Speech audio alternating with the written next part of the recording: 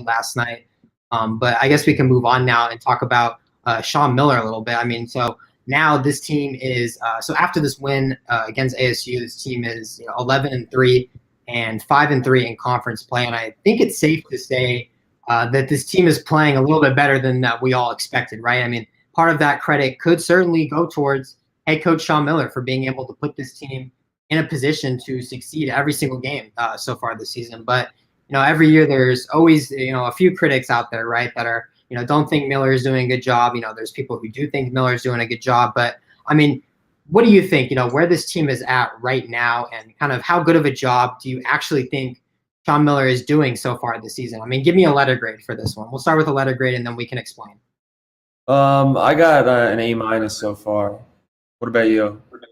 Yeah, A- for me as well. Yeah, and I, as you said, coming into this year, most sites, ESPN, CBS, all the sites ranked the Wildcats about 5 or 6 in the conference, and they're just simply outperforming that, and they have all year. Right now, they're ranked 4th in the Pac-12, and they started out really hot. They hit a little wall with the California schools, lost 2 straight at home, and now they look like they're heading right up the mountain again to the top. And last night, I mean, I was just thinking, was like over the last 2 years, or maybe even more, 3, one of the most memorable wins, especially on the road against ASU. I mean, as you said earlier, is that it was their first win since 2018 in Tempe, and that, yeah, like every single, like last year with that highly touted team, with the 3 5-star freshmen.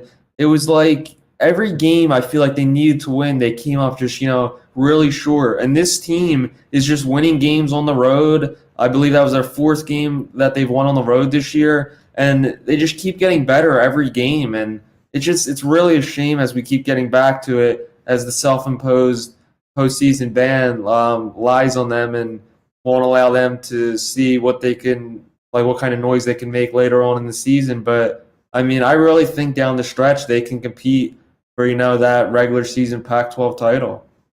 Yeah, I think like I said, I think an A- is good. I would even say maybe a solid A for Sean Miller. I mean, I really don't have any complaints so far this season. I mean, like, you certainly have to give him credit for how well this team is playing this season. I think the injuries to Jamal Baker and Daniel Bacho and now Kurt Kriesel have kind of thinned out the depth chart a little bit. But I mean, when all those dudes were healthy, I mean, I can't even imagine how hard it must have been to manage all of those guys' minutes, because there's a lot of players on this team who are very capable of starting and playing significant minutes. So, for Sean Miller to balance all these guys out and, give everybody an opportunity to kind of play at their best, it's not easy. You got to give him some credit for that. And not only that, but I think probably my most impressive thing that I've seen from Sean Miller this season is, just his ability to kind of keep this team close knit, right? We talked about how they're not going to be in the postseason this season, after this season. I mean, it's tough, right? Like you see a lot of players, like when something like that happens to you, a lot of teams would just shut down. They're like, oh, we got nothing to play for. Like, if we're not going to be in the tournament in March, we can't even go to Vegas for the Pac-12 tournament. Like, what the heck are we even playing for? Like, we got to go through all these COVID protocols. Like, this is just a waste of time, right? Like, that's not what the mindset is at all in that Arizona locker room right now. These guys are close together. James Akinjo even said after one of the games that this is the closest team he's ever been on. And I think I've heard Sean Miller acknowledge it once or twice as well, about how, this team plays for each other, right? Like, this is probably the closest tight-knit Arizona team that we've seen in a couple of years. Like, just to be able to keep these guys motivated enough to play for each other and look ahead to, looking at the Pac-12 regular season title, not so much thinking about, what we're missing out on, and more so thinking about what's still ahead for this team. So I really don't have any complaints about Sean Miller. I think I saw a couple of complaints about him using that last timeout early on, late in the game. I think it was like 2 minutes left and he used his last timeout. Classic Sean Miller, right? I think we've seen him do that hundreds of times. I think, sometimes I think that's a bad idea, but I think last night was fine because, I always like kind of letting things unfold at the end of the game and not so much calling a timeout and letting the other team kind of think it over. I think Arizona benefits really well from, being, up in the fast break and kind of just absorbing the moment, not so much, calling a timeout and slowing things down. So I think not having timeouts at the end of the game didn't really hurt him. I actually think it helped them last night, right after that foul. actually be that no foul call on Remy Martin. I don't think it was a foul, but we can get into that later. After that block shot from Tabelis, most teams would call a timeout right there and set up a play, but they picked up the ball and pushed it up the court and got the game-winning field goal. So I really don't have any complaints for Sean Miller. Honestly, I think he's doing a great job with his team, and it's certainly not easy to coach a team like this. So shout out to him.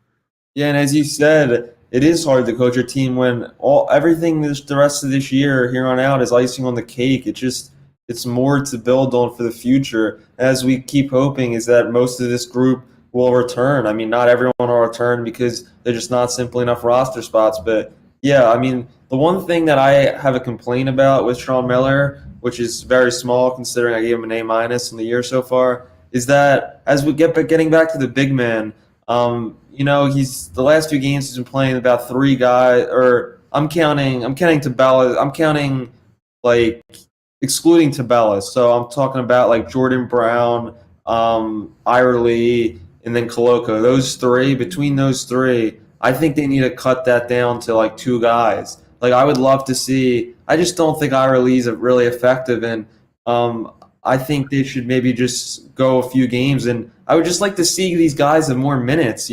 We've never really seen Koloko playing more than I feel like 24 minutes. Like, and it's the same thing with Jordan Brown. Like I like Jordan Brown. I feel like if you play him 30 minutes a night, I feel like he can be a lot more effective. It's hard when he's only playing about 15 to 20 minutes a night to get all his shots when you got Tabelis, Mathurin, they're progressing, and there's just not enough ball to go around. So I would love more minutes for him, and I don't see why. I mean, not all these guys need to play. Like cut the bench down and pick the guys you want to play. And I question that decision moving Koloko to the starting lineup. Just because, well, it's not the starting lineup because last night, Jordan Brown played 4 more minutes than Koloko. So it's not really about the starting lineup, but I just think Jordan Brown's a better fit, and I think he's more ready for the moment.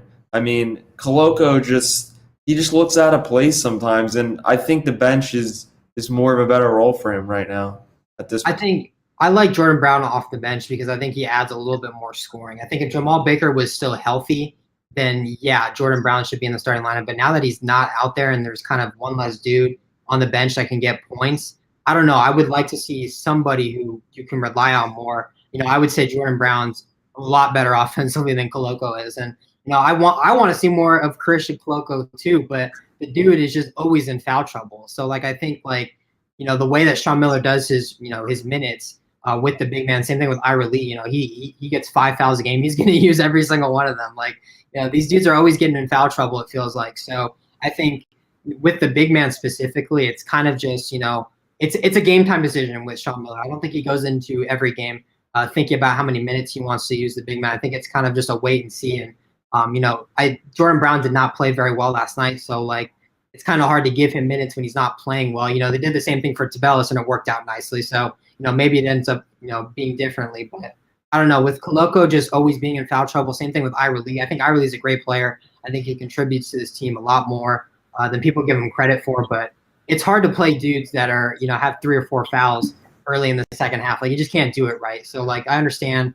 Sean Miller's minutes rotation, but obviously want to see more Christian Koloko because the kid has insane potential, as we already know, but he's just got to stop fouling.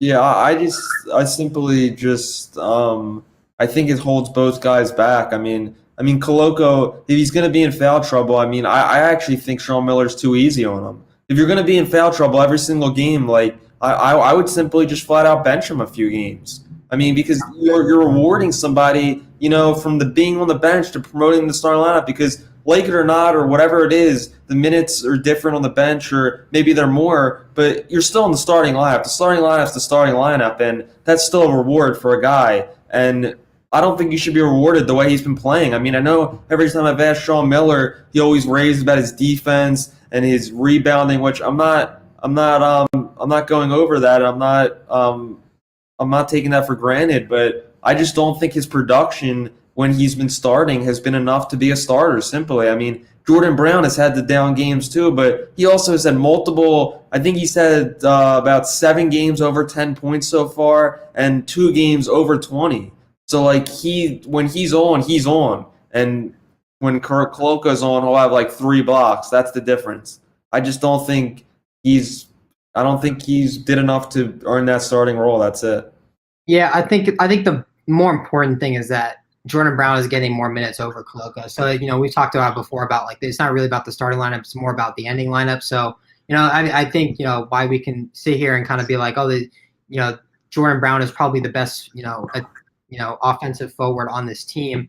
Maybe that doesn't necessarily mean he fits in with the other 4 guys that are starting, right? So like I think it's a different situation, but I definitely agree. I think Christian Coloco just being in foul trouble every game is just he can't keep getting away with it, right? Like I know that the refs are kind of hard, especially in the Pac-12, and they were terrible again last night.